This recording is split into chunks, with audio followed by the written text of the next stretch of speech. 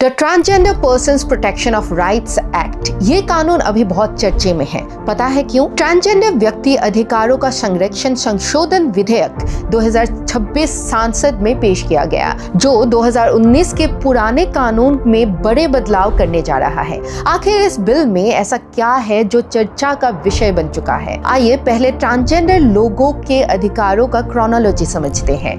2014 NALSA judgement. इस case में supreme court ने एक ऐतिहासिक फैसला सुनाया, जिसमें ट्रांसजेंडर व्यक्तियों को थर्ड जेंडर, तीसरे जेंडर के रूप में मान्यता दी गई।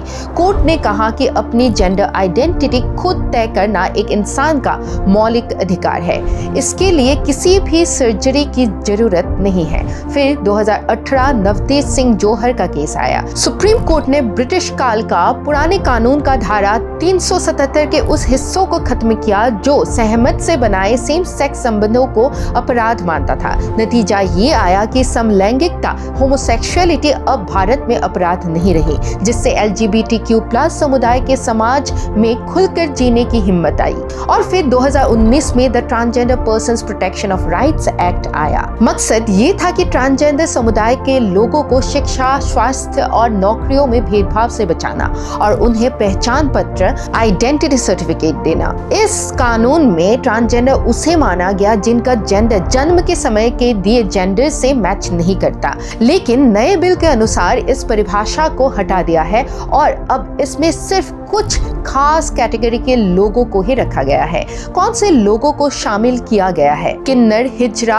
अरावनी, जोगता और वो लोग जिनके शरीर की बनावट, क्रोमोसोम्स या हार्मोन्स जन्म से ही सामान्य पुरुष या महिला से अलग है। लेकिन इस नए बिल से ट्रांसमैन, ट्रांसवुमन और जेंडर क्वेयर जैसे शब्दों को हटा दिया गया है। इस बिल में नया क्या जोड़ा गया है? उन लोगों को शामिल किया गया है जिन्हें जबरदस्ती सर्जरी या कैस्ट्रेशन के जरिए ट्रांसजेंडर की पहचान में आने पर मजबूर किया जाता है और जिसके कारण ये बिल अधिक वितर्कित है। इसका पहला कारण ये है कि ये बिल साफ कहता है कि सेक्सुअल ओरिएंटेशन जैसे समलैंगिकता वाले लोग, गे, लेस्बियन, बाइसेक्सुअल जैसे लोग शामिल नहीं होंगे। इसका कारण ये बताया गया है कि बिल साफ करना चाहता है कि ट्रांसजेंडर होना और सेक्सुअल ओरिएंटेशन कि आप किससे प्यार करते हो या किसकी ओर आप आकर्षित होते हो, ये दो अलग बात है। दूसरा कारण पहचान पत्र, आइडेंटिटी सर्टिफिकेट का मामला है। पुराने नियम के अनुसार एक ट्रांसजेंडर व्यक्ति को डिस्ट्रिक्ट मजिस्ट्रेट के पास अप्लाई करना होता था।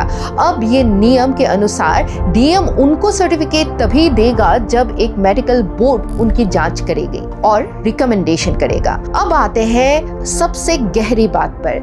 नए बिल के ट्रांसजेंडर के ऊपर अत्याचार पर सजा बहुत ही सख्त कर दिया गया है। जैसे अगर किसी को अगवा, किडनैप करके चोट पहुंचा के जबरदस्ती ट्रांसजेंडर पहचान थोपी जाती है तो सजा 10 साल से लेकर उम्र कैद तक हो सकती है। अगर पीड़ित बच्चा है तो कम से कम 5 लाख रुपए की जुर्माना भी हो सकता है। इस बिल का बड़ा फोकस उन लोगों को बचाना है जिन्हें जबरदस्ती सर्जरी के जरिए इस पहचान में ढकेला जाता है, इसलिए इसमें सजा को बढ़ाकर उम्र कैद तक तय किया गया है। दूसरी बात यह है कि अगर किसी को जबरन ट्रांसजेंडर बनाकर भीख मंगवाई जाती है या गुलामी कराई जाती है तो 5 से 14 साल तक जेल हो सकती है। आलोचना इसके कुछ खास पहलुओं को लेकर है।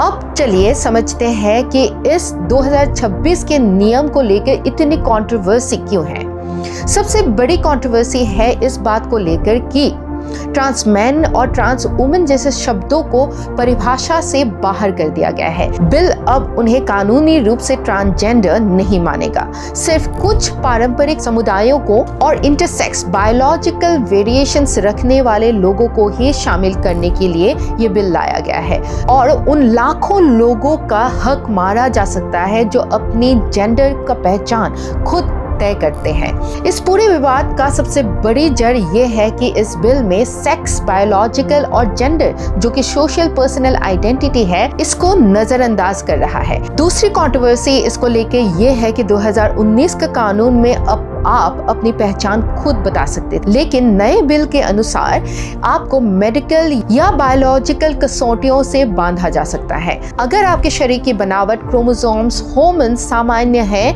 लेकिन आपकी जेंडर पहचान अलग है, तो नए बिल के अनुसार आप इस कैटेगरी में शामिल नहीं हो सकते हैं। इसे ह्यूमन राइट्स का उल्लंघन माना जा रहा है। साथ में बिल में यूनक, नपुंसक जैसे शब्दों का इस्तेमाल किया गया है। कई लोगों का मानना है कि ये आउटडेटेड है और इनका कहना है कि 2026 में गरिमापूर्ण शब्दों का इस्तेमाल होना चाहिए। अब आलोचना इस बात की नहीं हो रही कि सरकार बदलाव कर रही है, बल्कि इस बात पर हो रही है कि बदलाव इंक्लूसिव नहीं हो रही है। आशा करती हूँ कि आपको ये विश्लेषण अच्छा लगा। मिलते हैं अगले वीडियो में, तब तक अपना ध्यान रखिएगा।